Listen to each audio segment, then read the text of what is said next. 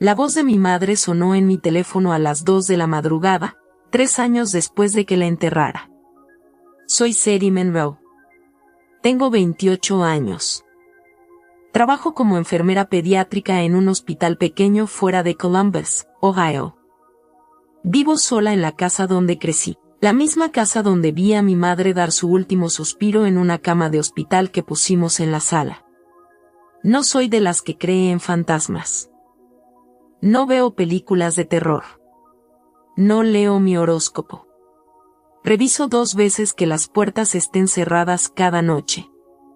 Y tengo un bate de béisbol al lado de mi cama. No porque tenga miedo, sino porque soy precavido. Siempre he sido precavido.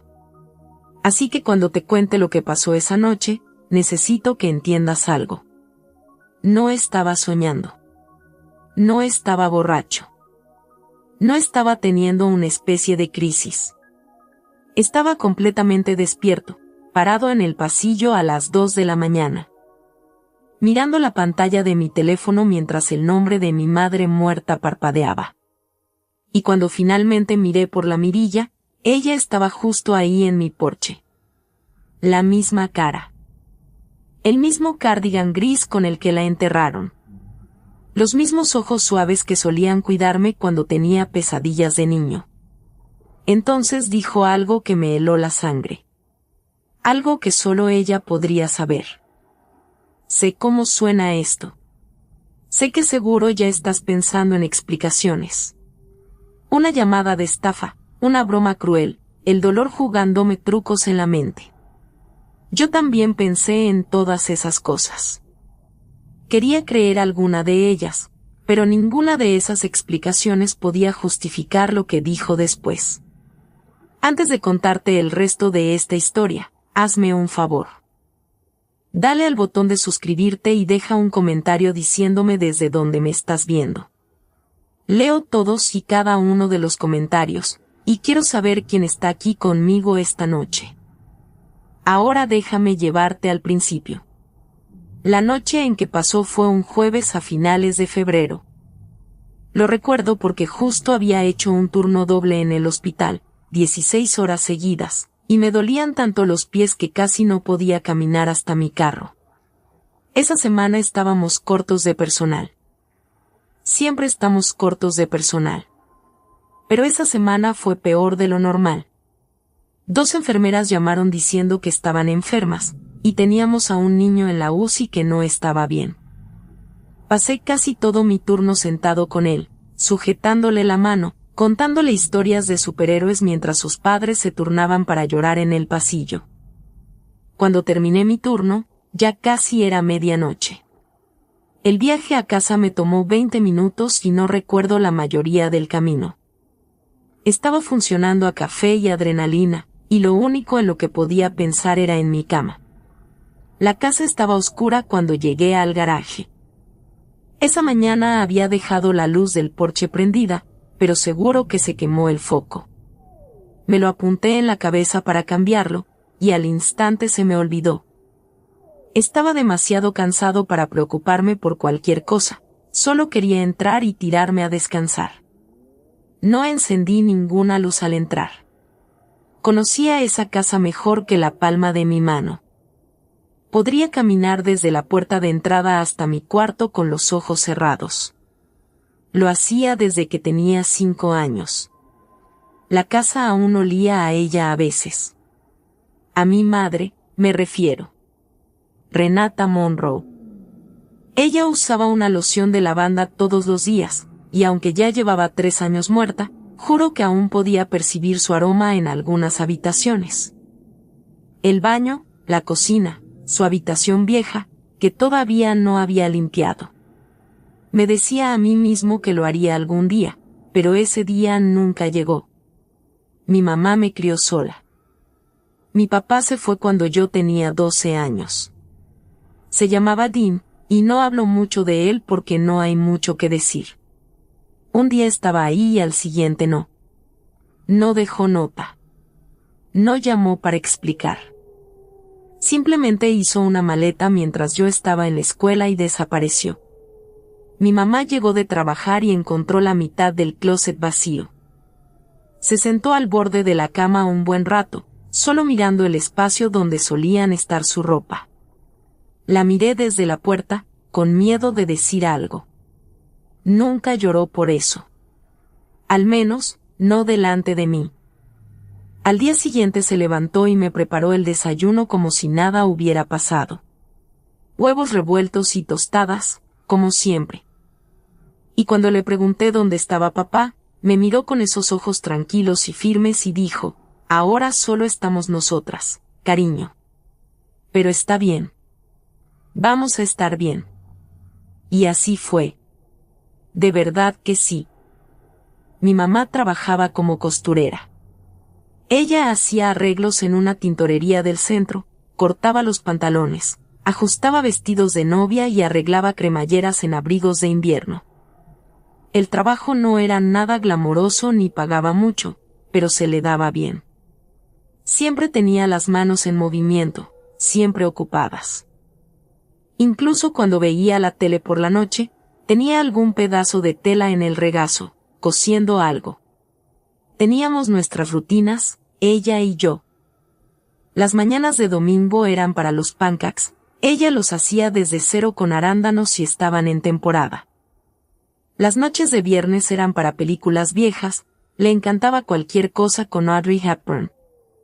Nos sentábamos en el sofá con un tazón de palomitas entre nosotros y ella recitaba la mitad de las líneas de memoria.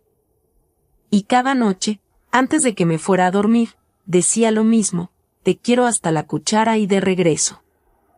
Empezó cuando tenía 7 años, intentaba decir te quiero hasta la luna y de regreso, pero me equivoqué con las palabras.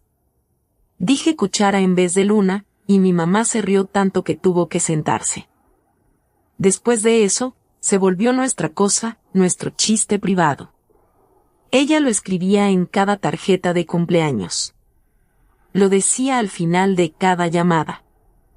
Cuando me gradué de la escuela de enfermería, me dio una cajita con una cuchara de plata adentro, y lloré más fuerte que nunca en mi vida.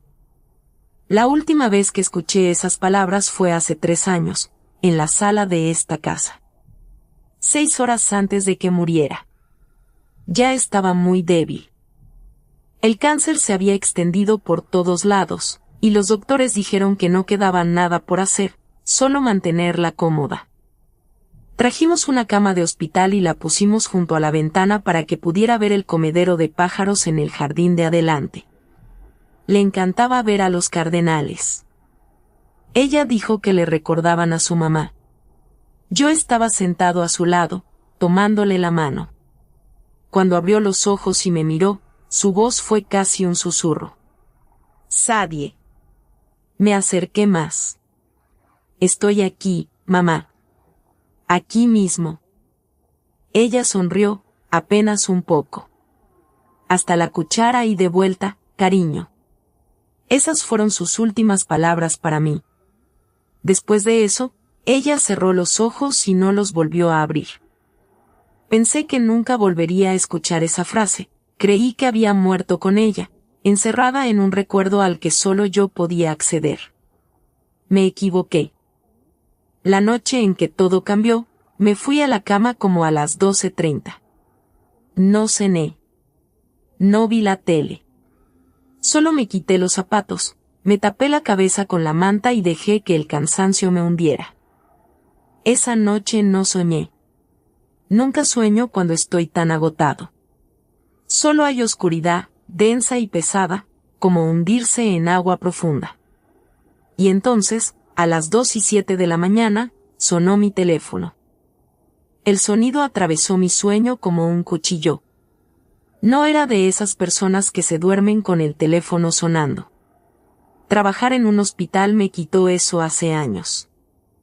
Cuando tu teléfono suena en plena noche, casi siempre significa que algo malo le pasó a alguien. Alcancé el teléfono en la mesa de noche sin abrir los ojos. Mis dedos lo encontraron en el segundo intento, y lo acerqué a la cara, entrecerrando los ojos por la pantalla tan brillante en la oscuridad. Por un momento, mi mente no pudo procesar lo que estaba viendo. El nombre en la pantalla decía, mamá. No mamá, ni número viejo, ni el teléfono de mamá, como hacen algunos que guardan los contactos después de que alguien muere. Solo mamá. Igual que lo había guardado cuando tenía 16 y conseguí mi primer celular.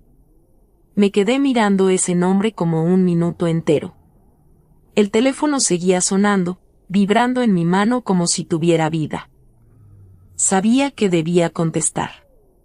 Sabía que tenía que hacer algo. Pero mi cuerpo no cooperaba.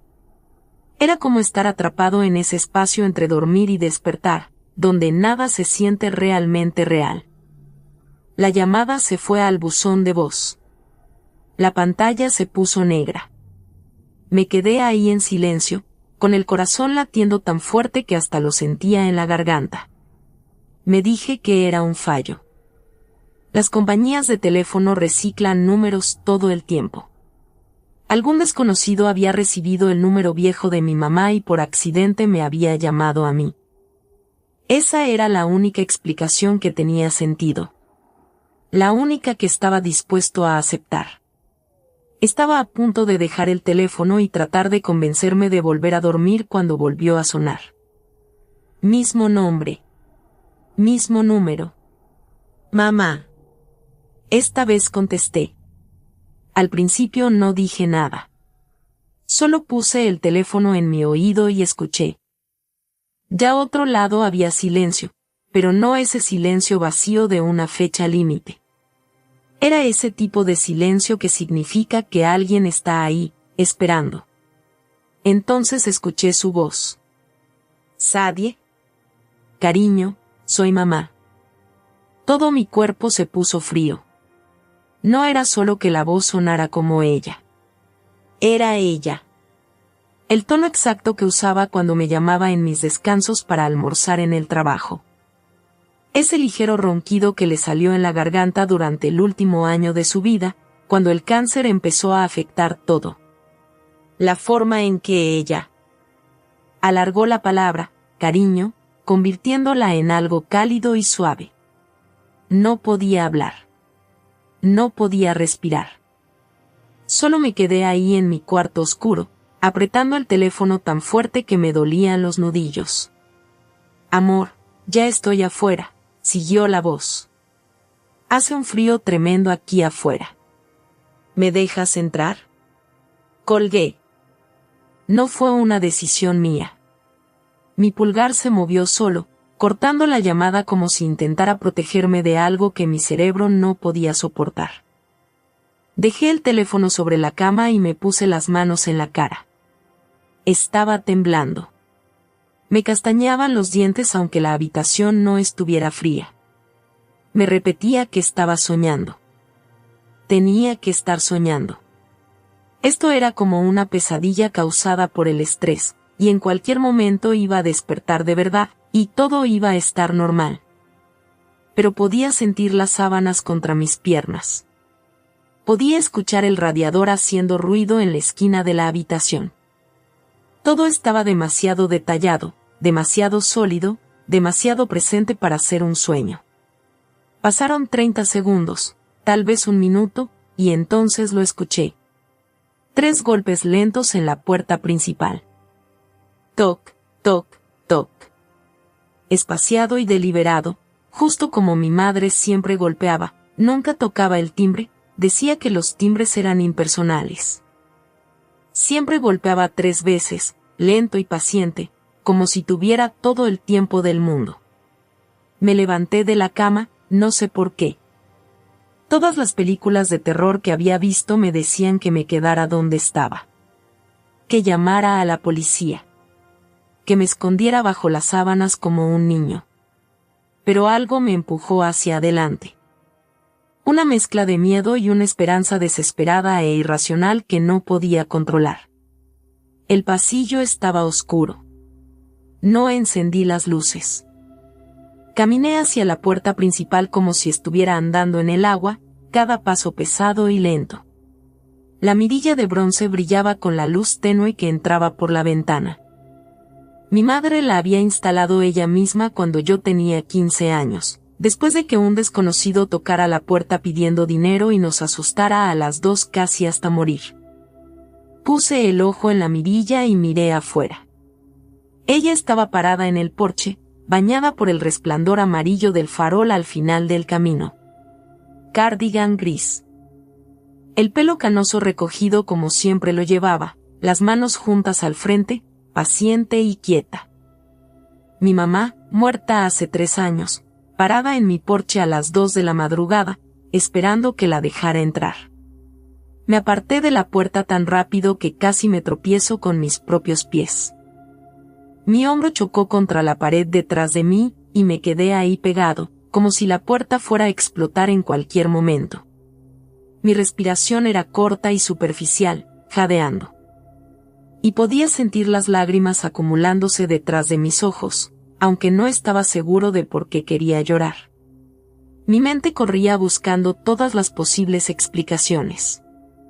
Una hermana gemela que mi madre nunca me contó. Algún tipo de broma elaborada hecha por alguien que me odiaba. Un colapso mental provocado por el estrés y el agotamiento, y el hecho de que el aniversario de su muerte estaba a solo 4 días. Ninguna de estas explicaciones tenía sentido, pero tampoco nada de lo que estaba pasando. Busqué mi teléfono con las manos temblorosas y abrí mis contactos. Deslicé hasta encontrar a la tía Delia, la hermana menor de mi mamá. Ella vivía a unos 20 minutos, en un complejo de departamentos chiquitos cerca de la autopista. Ella y mi mamá eran muy cercanas, hablaban casi todos los días por teléfono hasta que el cáncer hizo que las charlas fueran demasiado cansadoras. Después de que mi mamá murió, Delia no dejaba de preocuparse por mí, traía cazuelas que yo no comía y ofrecía compañía que yo no quería.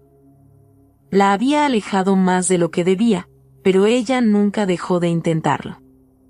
Presioné el botón de llamar y apoyé el teléfono en mi oído. Sonó 4 veces antes de que ella contestara. Su voz sonaba adormilada. «Sadie, ¿qué pasa? Es medianoche». Traté de mantener la voz firme, pero me salió en un susurro. «Hay alguien en mi puerta. Parece mamá». Hubo una pausa al otro lado de la línea. Pude oír a Delia moverse, probablemente sentándose en la cama. «¿Qué quieres decir con qué parece tu mamá?» «Sadie, me estás asustando». No sabía cómo explicarlo, no tenía palabras para lo que acababa de ver por esa mirilla. «No sé qué está pasando». Recibí una llamada de su número, su voz estaba al otro lado, y ahora alguien que se parece exactamente a ella está parado en mi porche. La voz de Delia se puso dura y alerta. Ya no quedaba ni rastro de sueño. «Escúchame bien. No abras esa puerta. ¿Me entiendes? Mantente alejado de la puerta. Voy a llamar a la policía. Y luego voy para allá. No te muevas hasta que llegue». Cortó antes de que pudiera responder. Me quedé en el pasillo, agarrando el teléfono, tratando de convencerme de que la ayuda estaba en camino y todo iba a estar bien. Pero aunque lo pensaba, sabía que no podía quedarme ahí quieto esperando. La persona en el porche sabía cosas. Sabía el número de teléfono de mi madre. Sabía cómo llamaba mi madre. Sonaba exactamente como ella. Tenía que entender cómo todo eso era posible. Y entonces su voz llegó a través de la puerta, apagada pero clara. «Sadie, sé que tienes miedo. Sé que nada de esto tiene sentido. Pero necesito que confíes en mí. Pregúntame algo. Pregúntame algo que solo yo sabría». Apoyé más fuerte la espalda contra la pared, mi corazón latía tan rápido que casi dolía. Pensé en todas las cosas que podría preguntar: el cumpleaños de mi madre, su apellido de soltera, el hospital donde pasó sus últimos días.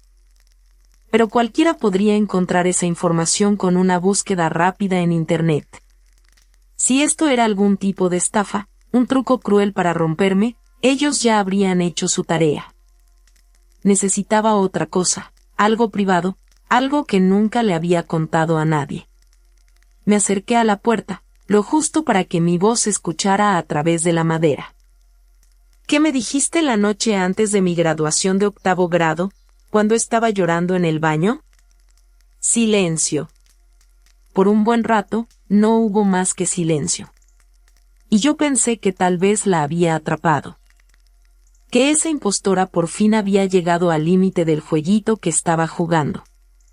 Entonces ella habló. Te dije que lo de que tu padre se fuera no fue tu culpa. Una vez me preguntaste si era porque no eras un niño.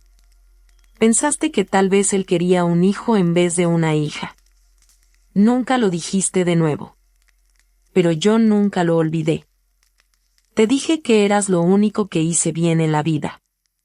Se me aflojaron las piernas. Me resbalé por la pared hasta quedar sentado en el suelo, con la espalda contra el yeso frío, las lágrimas corriéndome por la cara. Nunca había escrito esas palabras. Ni se las había dicho a un terapeuta, a un amigo ni a nadie. Ese recuerdo vivía solo en mi cabeza, encerrado en un lugar al que nunca iba porque dolía demasiado. Quien sea que estuviera en mi porche justo lo había abierto. No sé cuánto tiempo estuve sentado en el suelo. Podrían haber sido 30 segundos o 5 minutos. El tiempo dejó de tener sentido. Lo único que podía oír era mi propia respiración y el sonido de la sangre corriendo en mis oídos. Las palabras que ella dijo no dejaban de resonar en mi cabeza, dándose vueltas en un loop que no podía detener. Ella sabía.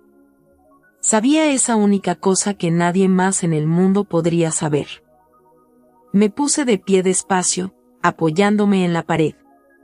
Mis piernas estaban débiles y tambaleantes, como si acabara de correr un maratón. Caminé hasta la puerta y me quedé parado frente a ella, mirando los cerrojos que mi madre había puesto hace años. 2 cerrojos y una cadena. Siempre decía que nunca podía ser demasiado precavido. Me pregunté qué pensaría si me viera ahora, aquí en medio de la noche, a punto de abrirle la puerta a alguien que podría ser su fantasma. Mis manos se movieron antes de que mi cerebro pudiera detenerme. Giré el primer cerrojo. Luego el segundo. Deslicé la cadena fuera de su riel y la dejé colgando suelta contra el marco. Y entonces giré la manija y abrí la puerta. Ella estaba ahí mismo, a solo unos pasos de mí. La luz del porche de la casa del vecino iluminaba suavemente su rostro. Y podía ver cada detalle. Las pequeñas líneas alrededor de sus ojos. La cicatriz chiquita en su barbilla de un accidente en la cocina cuando yo tenía 10 años. La forma en que su cabello canoso se enroscaba un poco en las puntas, porque nunca lograba que quedara liso. Se parecía exactamente a mi madre. Exactamente. Hola, cariño, dijo suavemente. No podía moverme. No podía hablar. Solo me quedé allí en la puerta, mirando a esa mujer imposible que llevaba la cara de mi madre como si fuera suya. El frío aire de febrero entró de golpe por la puerta y se metió en la casa, pero apenas lo sentí. No eres real. Finalmente logré susurrar. No puede ser real. La vi morir. Sostuve su mano mientras daba su último aliento. Elegí el vestido con el que la enterraron. Los ojos de la mujer se llenaron de lágrimas. Y eso me rompió aún más. Los fantasmas no deberían llorar. Las alucinaciones no deberían parecer tan destrozadas. Yo soy real. Ella dijo, no soy quien tú crees que soy. ¿Puedo entrar? Por favor, te explicaré todo. Me eché para atrás sin decir nada, y ella pasó junto a mí hacia la casa. Se movía con cuidado, mirando las paredes y los muebles como si los viera por primera vez.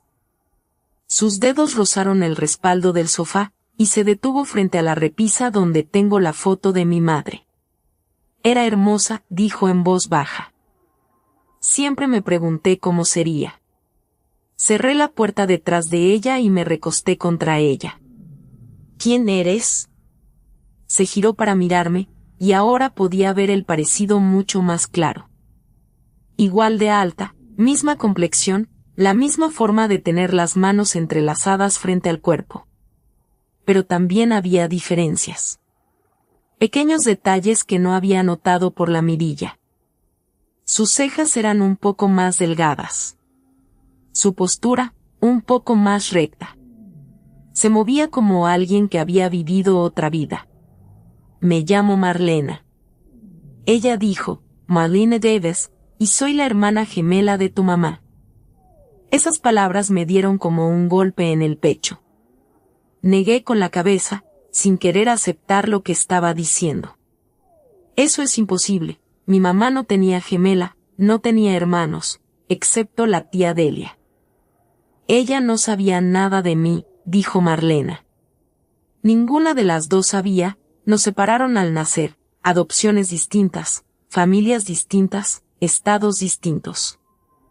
Crecí en Vermont con unos padres que me querían, y hasta hace 6 meses no sabía que tenía una hermana. Ella metió la mano en el bolsillo de su cardigan y sacó un papel doblado. Lo abrió despacio y me lo mostró. Era el resultado de una prueba de ADN de uno de esos sitios web de genealogía. Había visto anuncios de esos un montón de veces.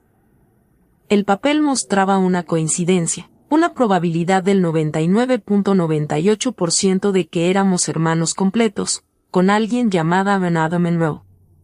La encontré demasiado tarde, siguió Marlena, con la voz quebrada.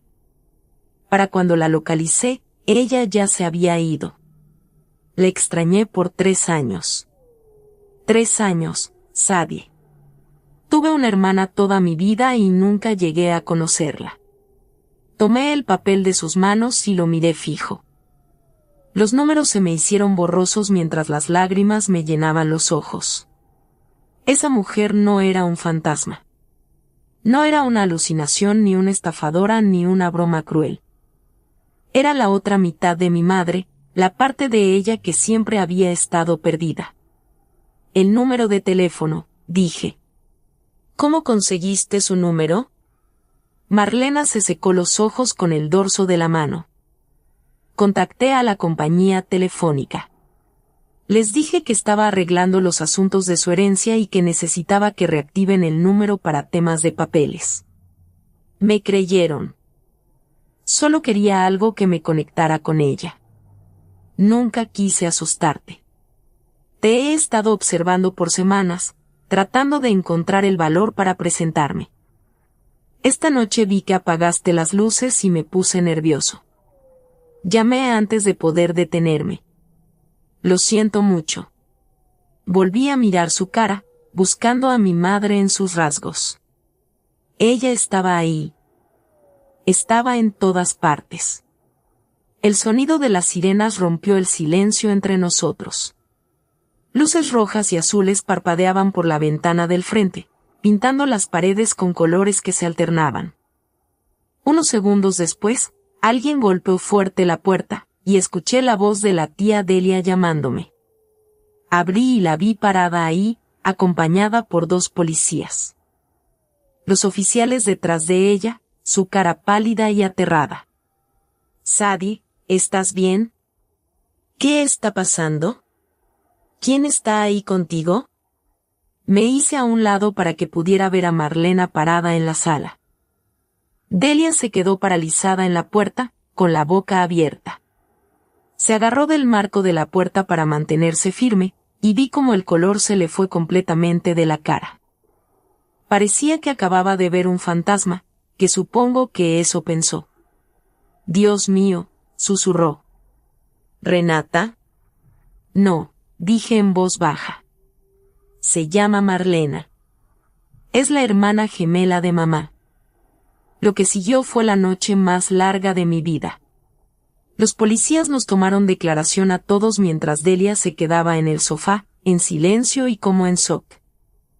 Marlena explicó todo otra vez, mostrando los resultados del ADN y la foto que llevaba en su cartera. Era una foto vieja, descolorida y con las esquinas gastadas. 2 bebés, 2 nenas, con pijamas amarillas iguales, acostadas una al lado de la otra en una cuna del hospital. En la parte de atrás, alguien había escrito con una letra cuidadosa que reconocí al toque como la de mis abuelas, Renata y Marlena, juntas, siempre. A Delia no le paraba de salir el llanto. Ella seguía diciendo que no tenía ni idea de que su madre nunca había mencionado nada sobre un gemelo, que no podía creer que ese secreto hubiera estado enterrado tanto tiempo. Me senté a su lado y le tomé la mano mientras ella asimilaba la sorpresa. Entendía perfectamente cómo se sentía porque yo también lo estaba sintiendo. Los policías se fueron como a las 4 de la mañana después de determinar que no se había cometido ningún crimen. Solo fue una reunión familiar que se dio de la manera más rara posible. Marlena se disculpó otra vez por asustarme, y esta vez le creí. Podía ver el arrepentimiento en sus ojos, esa soledad desesperada de alguien que había pasado toda su vida sintiéndose incompleta sin saber por qué. En los días que siguieron, Marlena y yo empezamos el lento y cuidadoso proceso de conocernos. Me contó sobre su vida en Vermont, donde había trabajado como maestra de primaria durante 30 años antes de jubilarse. Estuvo casada una vez con un hombre llamado Richard, que murió de un infarto hace 8 años. Nunca tuvieron hijos, algo que siempre lamentó. Me mostró fotos de su casa, su jardín y sus 2 gatos que se llaman Pepper y Sage. Le gustaban los crucigramas, las películas antiguas y el té de lavanda, lo que me hizo sonreír porque a mi mamá también le encantaban todas esas cosas. Le conté sobre mi mamá. Le hablé de los domingos con panqueques, de las películas de los viernes por la noche y de la cuchara de plata que me dio en mi graduación. Le hablé del cáncer, de la cama de hospital que teníamos en la sala y de cómo mi madre miraba a los cardenales afuera de la ventana como si fueran viejos amigos. Marlena escuchó cada palabra con lágrimas rodando por sus mejillas. Ella estaba sufriendo por alguien que nunca había conocido, llorando por toda una vida de recuerdos que nunca podría crear. 4 días después de esa noche extraña, llegó el 3er aniversario de la muerte de mi madre. Marlena y yo fuimos juntas al cementerio a primera hora de la mañana. El pasto todavía estaba mojado de rocío y el aire olía a lluvia. Nos quedamos paradas frente a la lápida de mi madre, una al lado de la otra, sin decir nada por un buen rato. Al final, rompí el silencio. Mamá, esta es tu hermana. Ella encontró el camino de regreso a nosotros. Marlena puso un pequeño ramo de lavanda en la tumba. Sus manos temblaban. Ojalá te hubiera conocido, dijo en voz baja. Pero voy a cuidar de tu hija. Lo prometo. Nos quedamos ahí casi una hora, hablando con mi madre como si pudiera escucharnos. Quizás sí podía. Ya no sé qué creer sobre esas cosas. Cuando llegamos a mi coche, Marlena me abrazó fuerte. Se sentía raro y familiar al mismo tiempo, como si estuviera sosteniendo un pedazo de mi madre que creía haber perdido para siempre. Antes de soltarse, le susurré al oído, de la cuchara y de vuelta. Ella se apartó y me miró con confusión en los ojos. Yo sonreí entre lágrimas. Te lo explicaré. Ahora tenemos tiempo. El dolor me había convencido de que nunca volvería a escuchar la voz de mi madre. Pensaba que esa etapa de mi vida había quedado cerrada para siempre, guardaba en recuerdos que solo se desvanecerían con el tiempo. Pero me equivoqué. El amor no termina cuando alguien muere. Solo encuentra nuevas formas de llegar a ti. A veces aparece en tu puerta a las 2 de la mañana, con la cara de tu madre y cargando secretos enterrados durante décadas. Marlena me visita cada mes ahora. Me está enseñando a cuidar el jardín. Le estoy enseñando cómo hacer los pancakes de arándanos de mi mamá. Estamos creando algo nuevo a partir de algo que se perdió, y creo que mi mamá estaría orgullosa de las dos. Si esta historia te llegó al corazón, Porfa, suscríbete a mi canal y déjame un comentario contándome alguna vez que alguien inesperado llegó a tu vida y cambió todo. Leo todos los comentarios y me encanta escuchar sus historias. Hay personas que llegan a nuestra vida justo cuando más las necesitamos. Solo tenemos que tener el valor de abrir la puerta.